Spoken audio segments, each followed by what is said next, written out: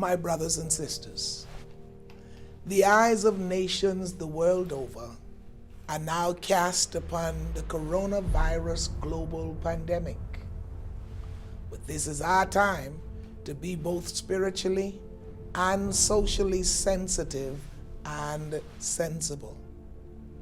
As spiritual leaders, not only are we admonished to pray for God's wisdom, but we as under shepherds are divinely mandated to keep watch over the flock that God has entrusted to us. It is against this backdrop that we have set in place a new set of service protocol here at the church in compliance with the nationally implemented emergency orders as enunciated by the Most Honorable Prime Minister recently and further supported by the leadership of our church. These new protocols include the immediate suspension of all in-person services and ministry-related activities, including the Sunday services and services in the war room on Monday evenings. Now, my friends, while we are discontinuing mass gatherings, you will be pleased to know that we will make full use of technology on our various Mount Tabor and Neil C. Ellis Ministries social media platforms to keep our church family connected and informed. In this regard, we are inviting our church community to join us each Sunday in our virtual services via Facebook and YouTube via the Mount Tabor Church and Neil C. Ellis Ministry pages, respectively. Or, if it's more convenient, you can tune in live to JCN channel 214 at 7:15 a.m. each Sunday morning while this period is in process.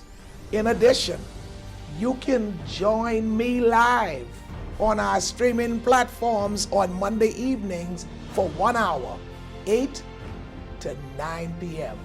This will take the slot of our war room time.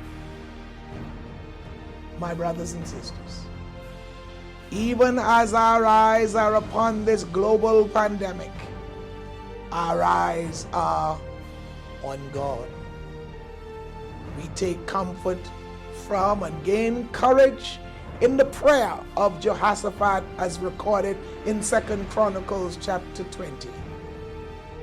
When his nation was faced with its own calamity, listen to what he said. Our God, we have no power on our own to face this vast army that is attacking us. We don't quite know what to do, but our eyes are on you. That's my pastoral admonition to you, my brothers and sisters, during this very critical and trying period in our nation. I invite you to keep your eyes on Him. Let me take a moment to remind you of some of the words of the vision that we're dealing with for 2020, which states, "This time of personal preparation may drive us into a time of spiritual isolation. However, in the realm of the Spirit, isolation always precedes restoration and elevation." My dear friends, you know the scripture. First in the natural, then in the spiritual. As people are being driven into a time of isolation in the natural, I believe we are right on time as well, where we may find ourselves being driven into a time of spiritual isolation. That's what this is. In this period, the houses of God will be closed to mass gatherings. You are being driven into a time of spiritual isolation. You must now seek to help yourself and find God right where you are.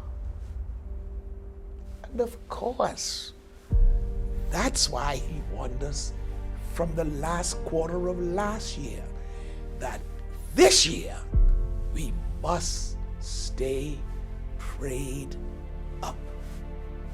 I warned you, this was the year for the spiritually matured.